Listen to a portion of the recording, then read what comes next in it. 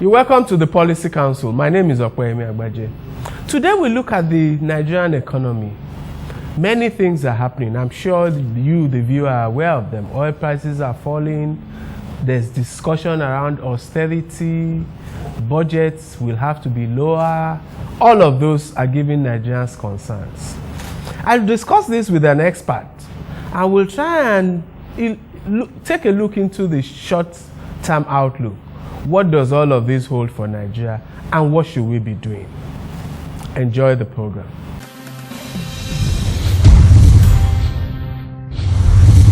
You're welcome back. It's still the Policy Council, and this time we're looking at the economy. We're looking at crude oil prices and all of the disequilibrium that has been wrought on the Nigerian economy, and there's no better person to do that with than Bismarck Rewane. You're welcome to the Policy Council again. You take the prize as my most featured guest on the Policy Council, and that must mean something. Okay, so the whole country is in panic mode, maybe the whole world. Oil prices have collapsed. First, for the benefit of our viewers, why are oil prices collapsing? Okay, first and foremost, the oil markets are the structure of the oil markets is what we call an oligopoly, where there are few suppliers and many buyers. In other words, there are 35 producers of oil in the world, and there are 196 countries that consume oil. But for an oligopoly to be effective, they need three fundamental things. One, there must be discipline. Two, there must be a swing producer, a price leader. And three, the supply must be actually less than the demand. Those three things do not exist today anymore. Right? So the cartel, the effectiveness of the cartel called OPEC. That's OPEC. Yes, it's over. What has happened is that the largest producer of oil in the world today is Russia, followed by the United States, and thirdly, Saudi Arabia. Forget about the reserves they have. Now, there's a difference between being oil rich and oil poor. Nigeria, for every 1 million citizens, produces 12,000 barrels of oil. Saudi Arabia, for every 1 million citizens, produces 295,000 barrels of oil. Saudi Arabia is oil rich, Nigeria is oil poor. The oil price in 1999 was $10 a barrel. It went up by 1,000% to over $140 a barrel for over 15 years. In 2008, it came down. We went into adjustment mode. But 2008 was a global crisis. Subprime, sovereign debt, commodity crisis, everything. So it's different from now. This time, we have a crisis that is confined to certain commodities. In 2009, the prices went back up, and we've had adjusted. The Bible says that there'll be 7 fat years, followed by 7 lean years. And if you count from 2009 to now, we are just in year 7. So the 7 fat years are over. What do you expect to see now? 7 lean years. The question is, what did you do with your windfall? 7 fat years. If you didn't do anything about it, there's nothing you can do about it now. Let's forget about the blame game. What we should do is to get ready for the next fat years when they come, maybe 7 years from today. But how do we survive the next 7 years? So you think it could be as long as that?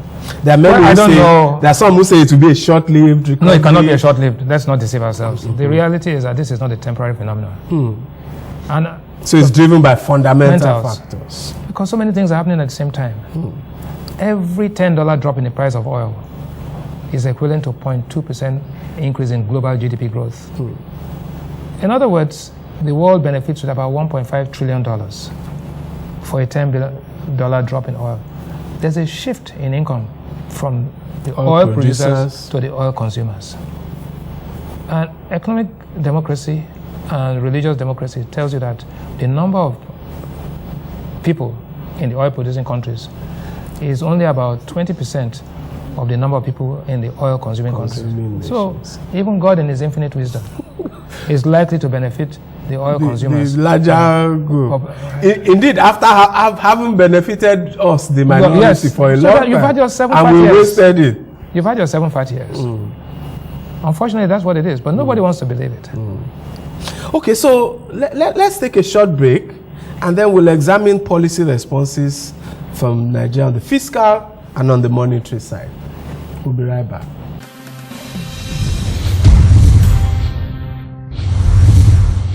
You're welcome back. It's the Policy Council, and we've seen that Nigeria has not optimized the oil boom years, the second or third oil boom years indeed.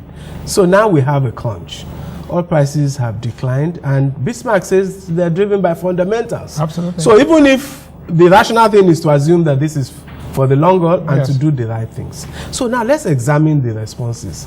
The CBN has devalued, has raised interest rates, is trying to attack inflation, monetary adjustments. What are fiscal adjustments? What we're talking about. On the budget side, there's some talking around austerity, luxury taxes, this and that. The oil benchmark is 65 for the 2015 budget. But what's the oil benchmark in the budget? It's 65. 60. Okay. So what do you think? Now let me try. You see, over the past 5 years, the benchmark is a price, the lower price, after which whatever surplus accrues will go into the excess crude account. In 2008, we had $22 billion in the excess crude account. In 2008, we had reserves of $53 billion. So what we call the buffers. The buffers were there to withstand the shock. Now, what is interesting about this current benchmark price is that the spot price today is $59. You see, so from day one, we're in deficit. The floor cannot be higher than the ceiling, than the roof. I've never seen an architect which designs a building where the roof is under the foundation. The floor is the benchmark. The roof is the spot price. The spot price today is $59. And the government is assuming a recovery. No, you cannot build a house with the roof at the bottom and the foundation at the top. You can't have the second floor below the first floor. So fundamentally, that's architecturally, medically, in any form, it's not possible. So you either scrap it, right? And you drive past many roads where the houses are lower than the road. What happens? The flood. That is what's happening here. It's very, very basic. And see, to make economic sense, you have to be sincere. So when there's a shortage of sincerity, you find out that so many things happen. The price of oil is $59. Will it stay there for no long? But the reason why you're having a benchmark, if I told you have to, is to provide some. Right. So the benchmark is a floor after which we will build some surpluses. But if you say the price is too low to even have a benchmark, then let us come and say we are scrapping the benchmark. What we are doing is Can we be charitable to government and say, okay, the original benchmark was 78. 78 went down. When they thought oil prices would be 100, then it went down, so they adjusted it to. Then it has gone. No, the job of government is to think correctly. So I don't know about charity. You have to think correctly. That's what you are paid to do. Okay. So if you, as a family man, you say, I thought my salary would go up, and therefore you bought more food than you could afford, then the salary goes down. You're going to tell your wife and the children that, oh, you know what, the price went down, they will have to starve. Your responsibility is to think, anticipate and do that. So we are evaluating the response, the tactical responses. Now, like I said, that's over. Let's go strategically and say, okay, we think that prices, the average price will probably come up at 75, 80 over the next 3-4 years. But at this point in time, we think that to be cautious and all that, let's use a projected price. Forget about, there are no savings here. We will project at 50. If the price of oil comes up at 70 or 60, we will go back and have a supplementary budget. Which will now tell us what to spend. That's how. Supplementary budget shouldn't be another more vicious cutback, So we are doing a supplementary budget in advance. That's my view. That it's time. How about monetary policy? No, monetary policy. You see, the monetary adjustments are always first. But let me tell you something. From 1986 till today, what has happened? The monetary adjustment, it depends on how disequilibrated you are from fair value. The monetary adjustment in 1986, when the naira was 1 naira to $1, was 400%. We went from 1 naira to 400 naira, 4 naira. In 5 years later, we went from 4 years later, we went from 7 to 21, right, which was 300%. Then Abacha came and did 21 to 80. That was another 400. But from that point on, the next adjustment we had was in 2009, which was 45%. This year we've done 11%. So if you look at over time, because your level of disequilibrium has been reducing, the amount of adjustment you've had to make relative to the base has actually reduced. So that, to that extent, I am not that concerned about the equilibrium in the exchange rate, because the difference between 185 and 190, I know that the fair value of the currency is going to be anything between 180 and 190 at this point in time. Okay. But it is not the fair value we're looking. We're looking for a mechanism that determines fair value so that we can then manage and intervene in the currency. But what the problem I have is that you cannot devalue the currency on one hand and then push up interest rates on the other hand. So you need to allow the interest rates go down, or take the devaluation to the level where it should be, and then you know that interest rates remain normal, so that there can be growth and investment. You cannot. Do you see a short-term tactic to try to preserve at least some moderate level of interest rates beyond the political calendar? No. You see, the rate of inflation is 7.9%. Okay. So the inflation rates are down, but in spite of inflation, we're going to have a kick-in of inflation. Let's say we go to 9, 10, or 11%. Yeah. Even at 11%, I would still argue that we can bring down the prime rate and bring down interest rates, because what is happening is that you cannot save your way out of a recession or a slowdown. You got to spend and you got to borrow, but you got to borrow and spend judiciously. So what we have to do, the infrastructure gap stares at you. So you got to increase productivity. I don't care what you say, you are going to have to do a minimum wage increase next year. To allow people have to, right. So you got to, and once you have that money supply increase because of a minimum wage and all that, you need to unlock unemployed resources. The only way to unlock unemployed resources is to now begin to borrow and build gross capital formation. Your gross capital investment as a percentage of GDP is 17%. Typically at this stage it should be about 45-50%. You're borrowing, you're under leveraged, even though you're borrowing for consumption. You need to borrow for investment. Borrow to build bridges, roads, power stations, refineries and all of that. That things that will increase productivity. Okay, let's take a short time out. We'll continue this conversation and we'll look at the outlook for financial sector, for growth, for budgets, for capital markets, and for inflation, given this scenario. We'll be right back.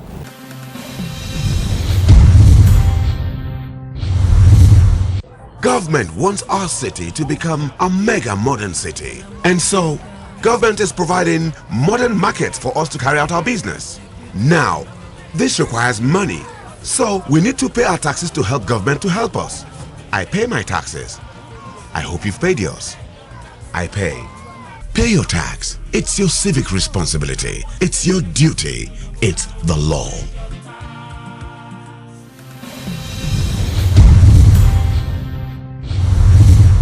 You're welcome back. It's still the Policy Council. So Bismarck, it's very clear that we have a challenge in 2015. Let's discuss the implications for first growth.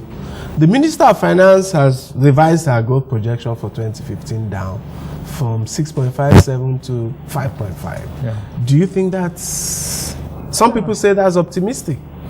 Well, I think it's realistic. It's fair. But not when you're cutting down expenditure, right? The thing is that when you have that kind of slowdown, the injections are reducing because that's the oil revenue is reducing. Yes. Therefore, you need to have a counter-cyclical policy, which means that you are going to have to borrow and spend more to make up for the gross income. Yeah. But first and foremost, let me just step back a little bit. Yeah. The reality is that if you look at Nigeria's economic history, Nigeria's policy and economic responses and fortunes have always been better under pressure than when under prosperity. Absolutely. Therefore, for seasoned economists, we pray for times like this because it brings about rational behavior. policy-making behavior has been irrational over the past 15 years, except for when we had a breakdown, right? So we welcome it. In fact, as a matter of fact, in a perverse way, this is the best thing that happened to Nigeria. Your options and your choices are narrow. Limited. So you can only do the right thing, right? Maybe in inadequate doses, but you will do the right thing. So I want us to accept that. Secondly, this is not Nigeria specific. So all oil producers, the Russian currency has dropped by 43%. But what's the difference? Saudi Arabia has $860 billion of reserves. Russia has $473 billion of reserves. We have 35. And we have 160 million people. So obviously there's not enough. And that's why the attitude and behavior of a oil-poor country is different from that of an oil-rich country. I think that's fundamental. Secondly, accepting that this is not a temporary issue is what we call going through the 5 stages of grief very quickly.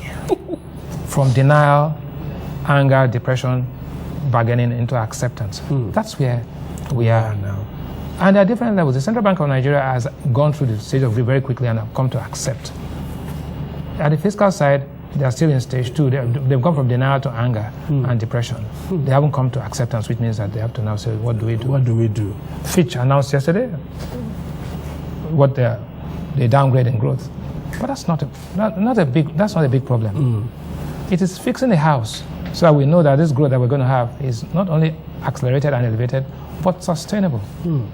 And I'm using this budget, using the exchange rate and as strategic tools of management, thereby making sure that those products that we produce that can respond to a change in the value of the currency are the ones that we focus on. Strategically. There's nothing you can do, even if your naira goes to 500 naira to 1, it will not increase the demand for oil. Oil is priced in dollars anyway. So oil is unresponsive to currency values. All the other commodities in the economy are responsive. Therefore, you can use the currency value to stimulate that. You can invest in areas. And what are the things you have to invest in? Your petroleum bill. Mozambique signed their own new petroleum bill. It stayed in their parliament for something like 2 months.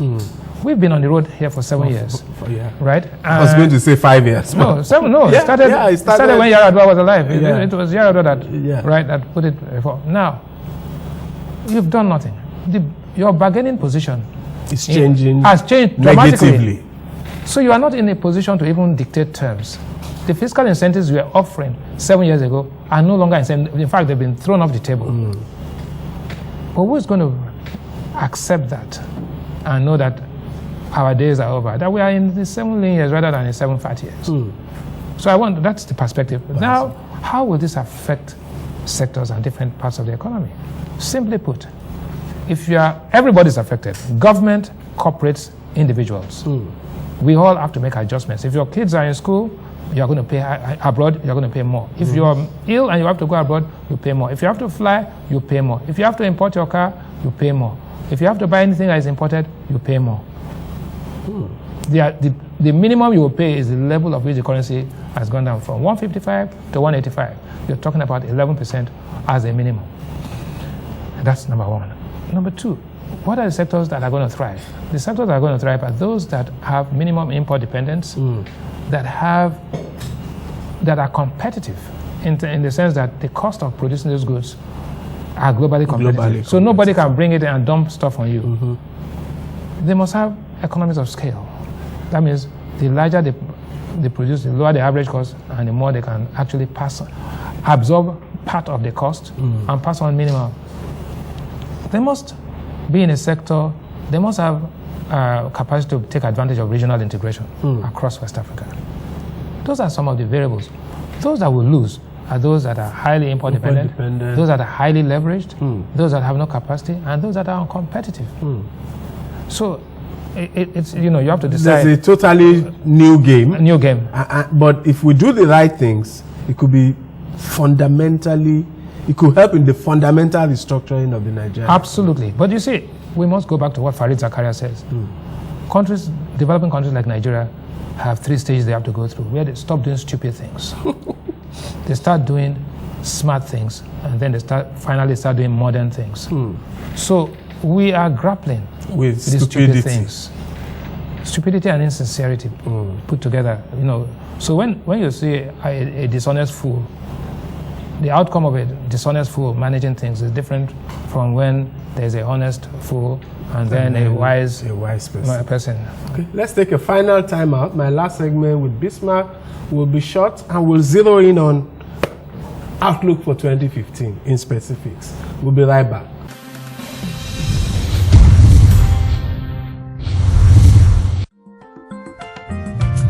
My name is Laide Awoyemi. I dey live for Lagos. You see as our new Lagos just dey fine dey go. Good thing good though.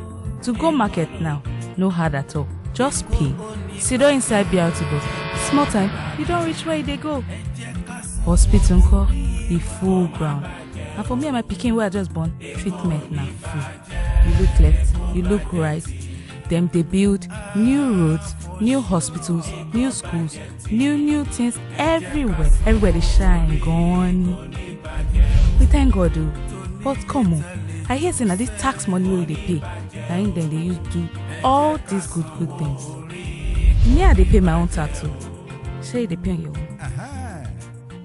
Pay your tax. It's your civic responsibility. It's your duty. It's the law.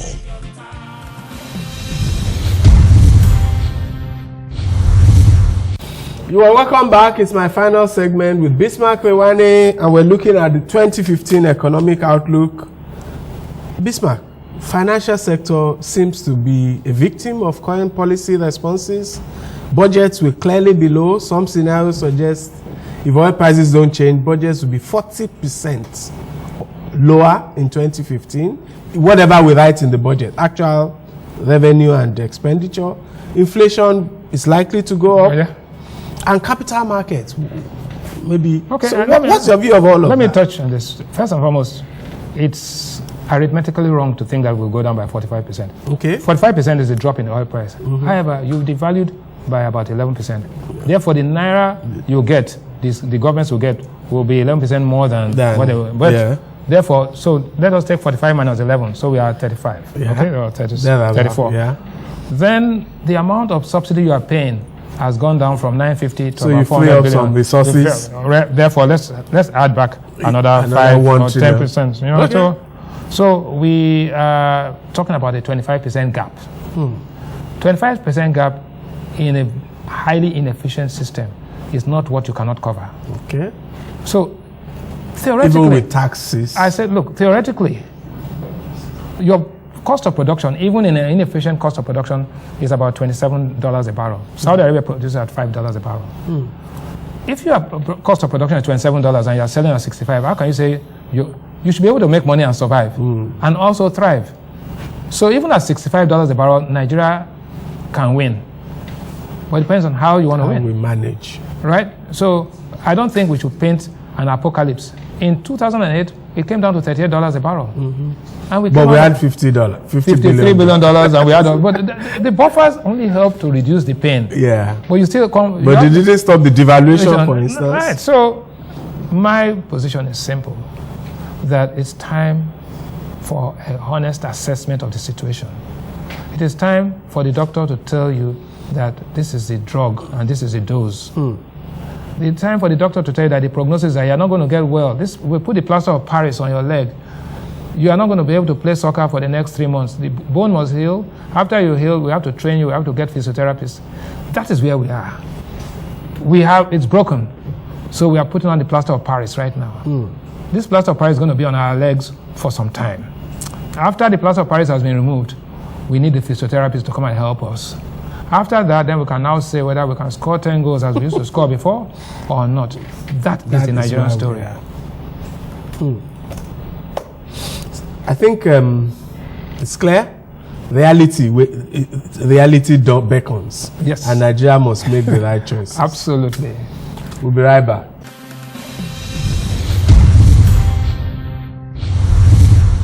That was an interesting and hopefully illuminating conversation. I agree with Bismarck, and that's always been my view.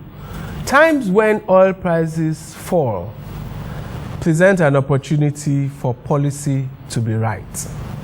It's just like when you lose your job. It's a time for you to think, and to make important decisions about your future. So it's not an apocalypse for Nigeria, but it's now a time that policy must respond in the right ways. And the objective must be to build a globally competitive industry that is diversified and that can export a variety of products so that our economy does not depend on the fortunes of a global commodity. The other imperative is that we must diversify government revenue, taxes, and all other sources of income must grow so that our budgets will become like that of normal countries. Thank you very much for watching.